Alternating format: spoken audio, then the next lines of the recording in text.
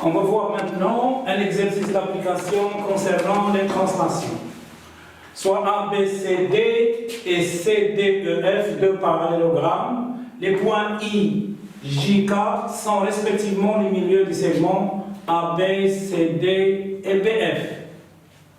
Première question, déterminer l'image du point A par la translation T de vecteur BF. Deuxième question, individuer l'image du point I par la translation T de vecteur BF. Donc, concernant la figure, on a la figure ici, A, B, C, D, un parallélogramme. Et D, C, F, E, est aussi un parallélogramme.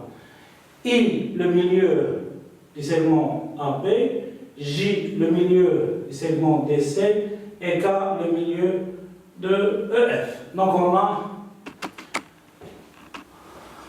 des hypothèses ici. On va essayer de déterminer l'image du point A par la translation T de vecteur BF. Tout d'abord, on a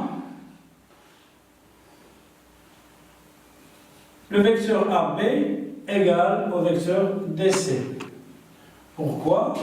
Car A, B, C, D est un parallélogramme.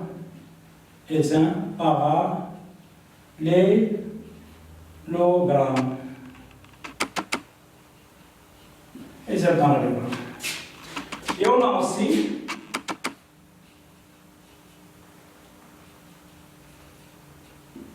DC égale EF. Le vecteur DC égale le vecteur EF.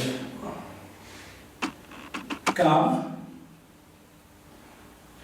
D, C, F, E est un parallélogramme. On a AB égale DC et le vecteur AB égale le vecteur DC et le vecteur DC égale le vecteur EF, d'où le vecteur AB égale le vecteur EF. Le vecteur AB égale le vecteur AB égale le vecteur EF. Que peut-on dire du quadrilatère ABFE? C'est un parallélogramme. Donc,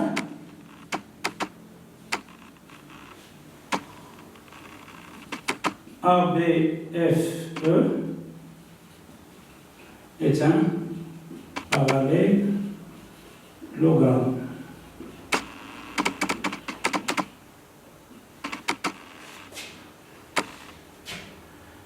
Et c'est un parallélogramme.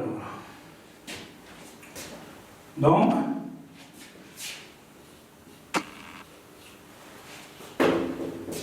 puisque ce quadrilatère ABFE est un parallélogramme, donc on peut dire du vecteur AE et le vecteur BF.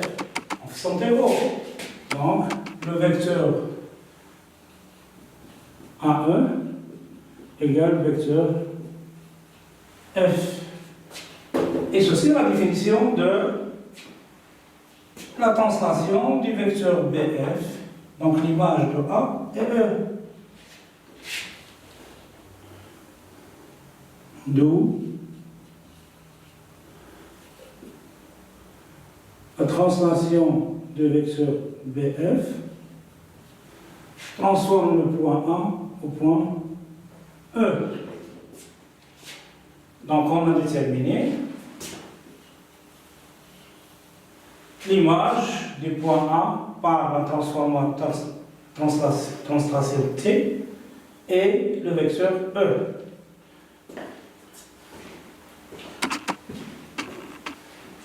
Passons à la deuxième question.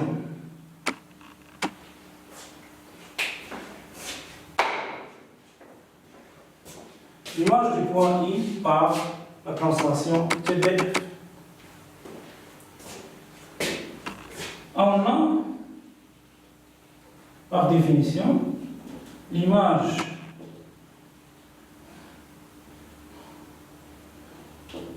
de B par la translation de vecteur BF égale BF. Donc on va passer de B à F par le vecteur BF, donc l'image de B par la translation C, c'est F. Et on vient de démontrer que T de BF de A égale E.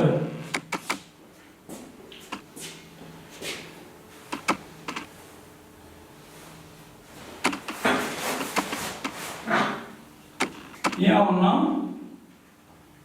I, le milieu du segment, le milieu du segment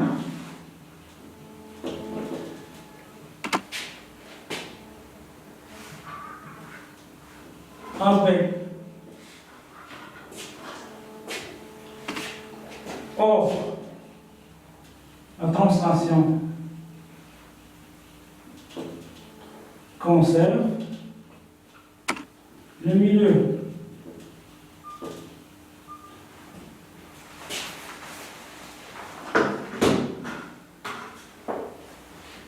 Donc, l'image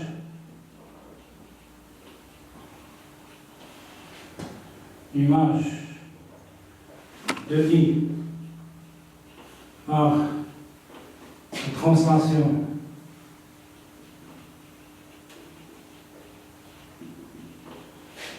T de vecteur BF et le milieu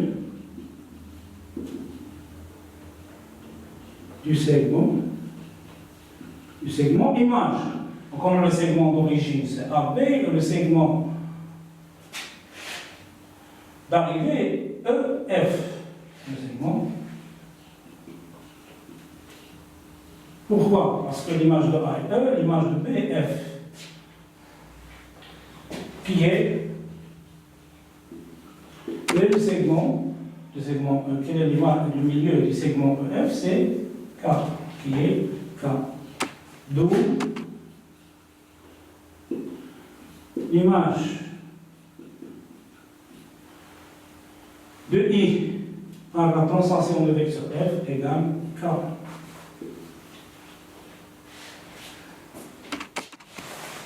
Passons maintenant à l'exercice 2, un exercice d'application de la propriété caractéristique. Soit ABC un triangle, ABC un triangle, et I le milieu de AB et J le milieu de AC. Premièrement, montrer que I et J sont les images respectives des points B et C par l'homonyme ici H de centre A et le rapport N2. Deuxièmement, en utilisant la propriété caractéristique de l'homonyme ici, montrer que la droite IJ parallèle à la droite BC. On a déjà montré dans d'autres sons des exercices semblables, mais ici on va essayer d'utiliser l'homonyme ici qui est plus facile à manipuler. Donc, premièrement,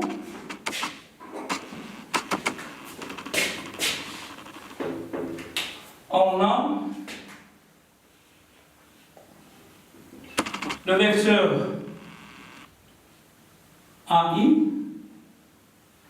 le vecteur AI égale N demi AB. Et le vecteur AJ égale N demi AC. C'est-à-dire, alors,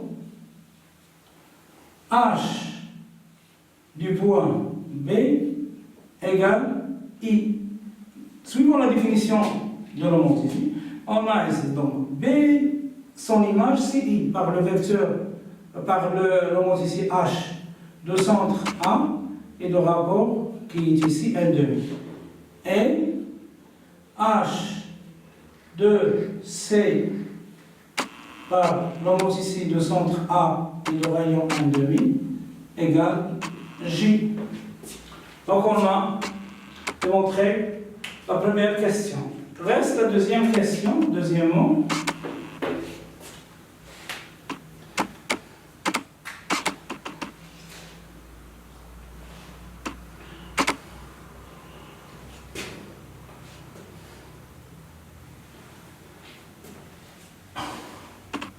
D'après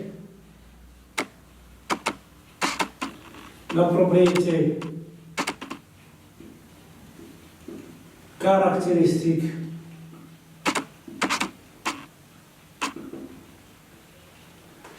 de la mousse ici,